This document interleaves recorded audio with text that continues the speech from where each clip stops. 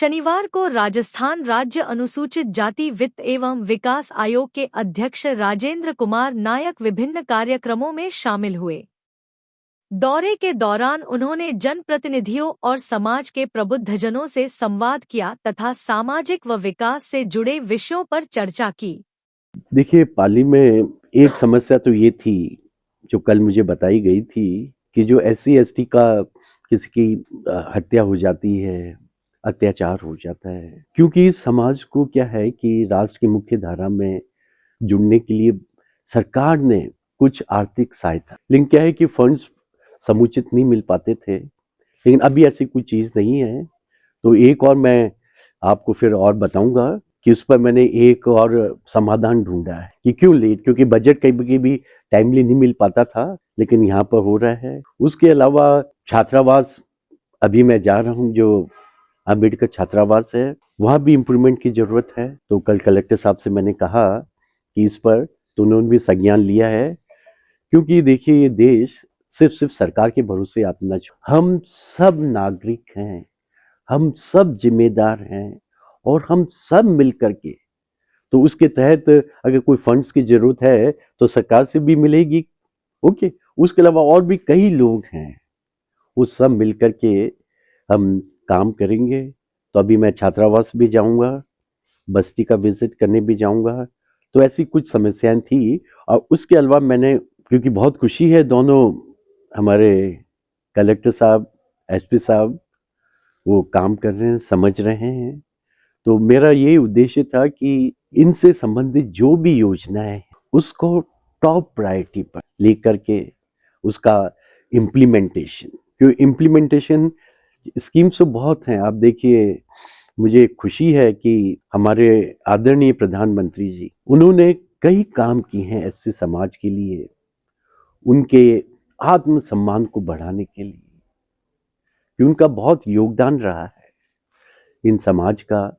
तो पहले सब्सिडी थी सिर्फ 15,000, तो मोदी जी ने आकर के इस सब्सिडी को बढ़ा करके 50,000 कर, और बाबा साहब अम्बेडकर के जीवन से संबंधित 5 स्थानों को पंच तीर्थ घोषित किया है। और हमारे आदरणीय भजनलाल जी पीछे थोड़ी रहने वाले थे, तो अभी डॉक्टर भीमराव अम्बेडकर के जन्म दिवस पर उन्होंने घोषणा की कि इन पंच तीर्थ के लिए फ्री बस सर्विस। इसी प्रकार से हमारे कैबिनेट मिनिस्टर सामाजिक न्याय अधिकारिता के डॉक्टर अविनाश गहलोत, उन्होंने भी बहुत मेहनत कर रहे हैं, मीटिंगें लेते हैं, पूरे राजस्थान के जितने भी अधिकारी हैं उनकी मीटिंगें लेते हैं।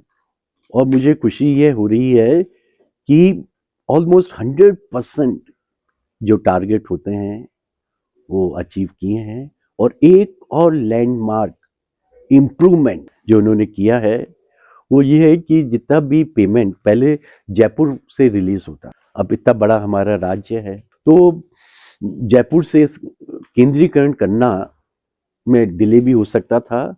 तो अब पूरे पावर दे दिए हैं सभी डिस्ट्रिक्ट कि आप अपना ही यहीं से पेमेंट रिलीज कीजिए।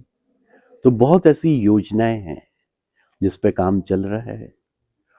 और हमें जो उद्योग विभाग से संबंधित कल मेरी बातचीत हो रही थी, तो वो उद्योग लगाएं, क्योंकि क्या है कि I am very sorry to say, हम सब लोग वो अंग्रेजी मानसिकता से या कहूँ गुलामी से कुछ अंशों में प्रभावित हैं। हम सबको व्हाइट कॉलर जॉब चाहिए, और इतनी जॉब नहीं है कि हर एक परिवार में एक व्हाइट कॉलर जॉब मिल जाए। तो उसके लिए उद्योग लगाएं। तो उसके लिए भी हमारी सरकार ने बहुत अच्छी योजना दी है, जिसमें कोई अपना उद्योग लगा सकता है उद्योग विभाग की तरफ से भी। और अनुजा निगम तो है, उसका एक 10 लाख तक का है, लेकिन यहाँ तो उद्योग विभाग से 10 करोड़ तक का लोन। और इस समाज के लोगों को कौशल विकास के लिए ट्रेनिंग 4 इंस्टीट्यूशंस हैं। और ये कहते हुए खुशी हो रही है मुझे कि 75% बच्चों का कैंपस सिलेक्शन, लेकिन मुझे सिर्फ 75 से ही नहीं, मैं तो 100% पर बिलीव करता हूँ, हिसाब से भी हुई थी। तो अब क्या है कि आज भी देश के कई लोग हैं, जैसे आपको पता है कि पहले तो बहुत हमारा पॉवर्टी रेखा के नीचे बहुत लोग रहते थे और अधिकतर ये सारे एससी एसटी के लोग। तो उनको उठाने के लिए जिसको 2 टाइम का भरपूर भोजन नहीं मिल रहा है, नेसेसरी कैलोरीज नहीं मिल रही है, उनको बिलो पॉवर्टी लाइन में रखा गया है। तो उन लोगों को बताया जाएगा कि आपके लिए इस प्रकार की योजना है। अब यहाँ देखिए, मुझे कल ही कोई बता रहे थे कि यहाँ की आदिवासी बच्चियां को टीसीएस ले गया वहां पर, गुजरात में ट्रेन किया और वेल परफॉर्म कर रही हैं।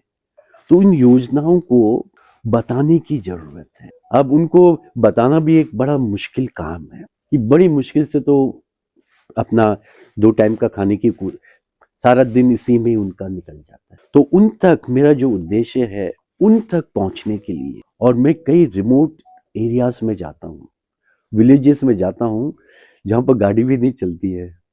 कई बार ऊंट गाड़ी से, मैं पश्चिमी राजस्थान में ऊंट गाड़ी में जाता हूँ, उनसे मिलता हूँ, बात करता हूँ, तो उनसे उनकी एक हिम्मत और बढ़ती है